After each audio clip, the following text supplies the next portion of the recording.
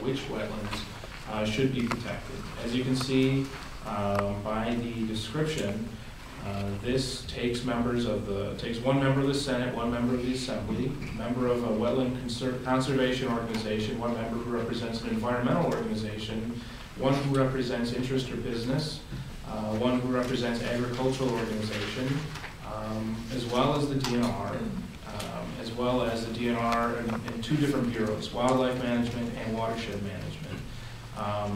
This is the consensus that we're talking about.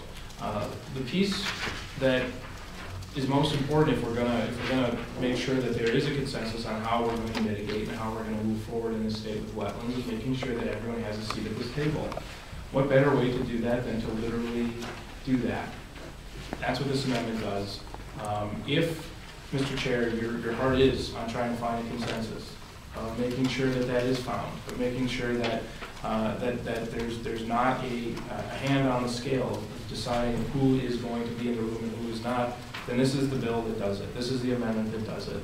I would hope that you would wholeheartedly embrace this to make sure that we have a consensus bill, because this mandates it. I appreciate your recommendation, and I understand where you're coming from.